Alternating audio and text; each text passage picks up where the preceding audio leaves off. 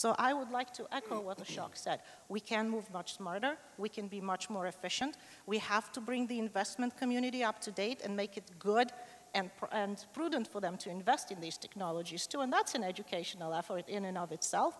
We have to bring politicians up to date to where they take the global responsibility and think about not as something that is only a stick, but also a carrot. Because we've seen in the last 10 years a new industry develop, tremendous growth in the renewable energy sector that is now global and is positioned for technology transfer. Why not transfer that technology to the people who can use it the most? It can be manufactured over there. It can be installed over there. It can be maintained over there, and everybody wins. So going green also means that you can get some green money out of it. It doesn't have to be something that people will often say, oh no, this goes to our bottom line and we start losing profit. No, you gain jobs. You incorporate the environmental externalities. As Gil mentioned, it's very important to incorporate environmental externalities, both on the positive and the negative side. We don't do it now.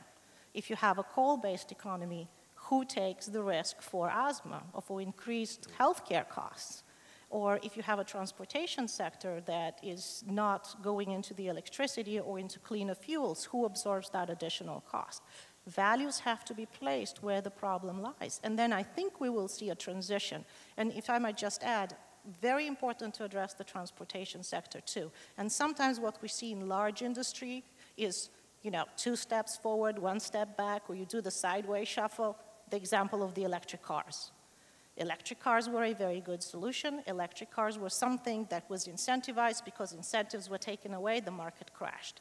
We see that in the renewable sector as well. But we've seen the rise of the Phoenix, which is the hybrid car. And the next phase will be the plug-in hybrid car. So the electric technology will come back. Again, the poor nations. They will incorporate the clean technologies. They will incorporate clean transportation. We will not see the carbon footprint grow tremendously if we incorporate the new cutting-edge smart technologies and power the industry by renewable energy. And renewable energy can do it, even though sometimes you see the naysayers, oh no, but the sun doesn't always shine, oh no, we don't know when the wind will blow. Again, an opportunity, smart storage technologies. And you don't have to store 100% of the energy. You can store 20%, incorporate it into a grid, have a smart grid system. The solution becomes obvious. Why is it difficult? Again, vested interest. Very, very hard to get traditional utilities that are used to central power stations, who, by the way, do use, after agriculture, more freshwater resources than anything else, which is a huge water issue for us as well. Traditional grids. We know the electrons, and those electrons are the ones that come from centralized power stations. Incorporating windmills, incorporating solar, incorporating all these, intermittent renewables are a problem. No, they're not. They're a huge opportunity.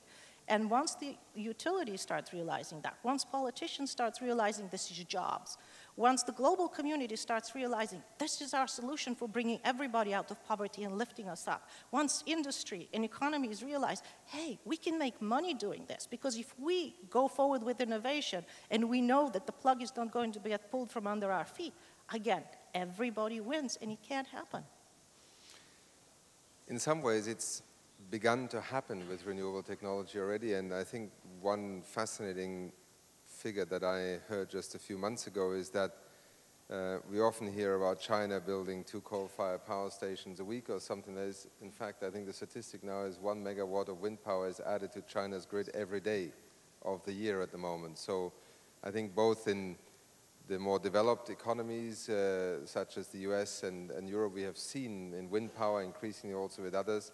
In Kenya, the country where UNEP is headquartered, geothermal power has become almost the single largest driver of a shift towards a renewable energy economy, with wind following and then solar, in a sense, coming last. Let me turn to Adrian for a moment. As president of the National Institute of Ecology of Mexico, the transition towards a green economy, one, is going to happen on the frontier of technology of, in a sense, examples such as smart grids. I already alluded this morning to President Jacques Deo in Guyana.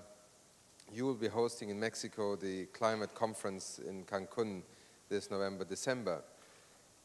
How are we doing in terms of natural resources and forests in particular, which are also a preoccupation in Mexico, And how important will Cancun or the climate change negotiations and the so-called reducing emissions from deforestation or the market for ecosystem services be to a country like Mexico? How important is it already, and how are you, in a sense, with concrete initiatives and policies domestically and internationally working on that frontier, the natural resource frontier in the green economy? Well, we all know people involved in the climate negotiations. We are hopeful that one of the issues that we consider to be ripe, that be in a state of maturity, that hopefully will allow some understanding, some agreement in Cancun at the end of the year, is precisely red issues.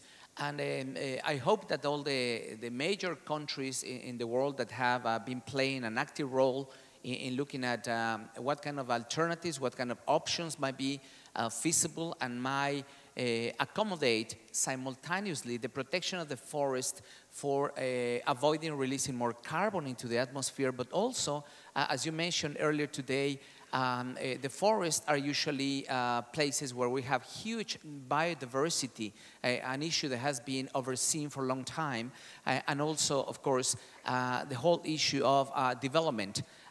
Secretary General Ban Ki-moon reminded us that it is so important that we keep track on whether we are in the process of meeting the Millennium Development Goals or not.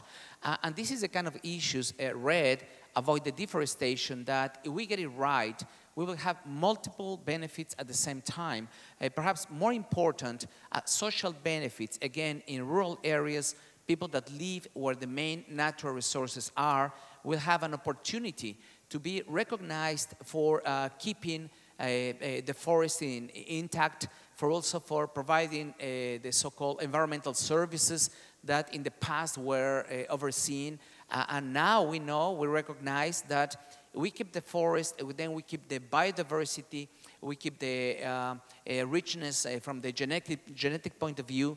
We also keep the possibility of producing water. We have the water factories in the forests. So all these environmental services will come along with the avoidance of putting more carbon into the atmosphere. So we are very hopeful that REDD will be one of the mature issues that we are going to together accomplish, hopefully, in Cancun. But if you allow me, Achim, just briefly to mention an issue that has been... Can I just alert the audience then that after your intervention we will move into also our participants for some comments, questions, Q&A. So please prepare yourself and I'll turn get ready for the tough questions. Yeah, very quickly, I just wanted to allude to an issue that has been floating around but hasn't been mentioned explicitly. And this is the issue of, it has to do with information, but it has to do with quality information. It has to do with the possibility for countries to have their own strategic analysis. And that's why I really want to commend, I want to congratulate again Korea for this initiative of the Global Green Growth Institute.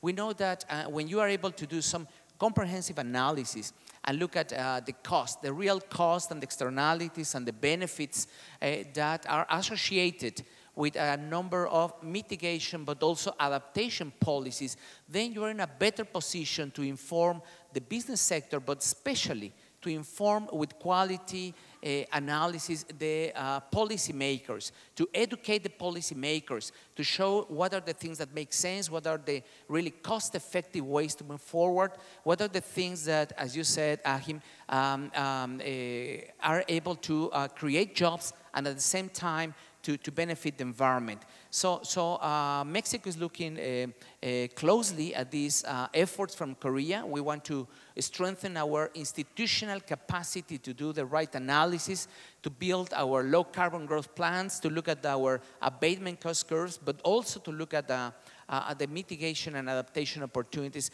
in a cost-effective way. And that's another area where Korea is yet giving us an example to follow.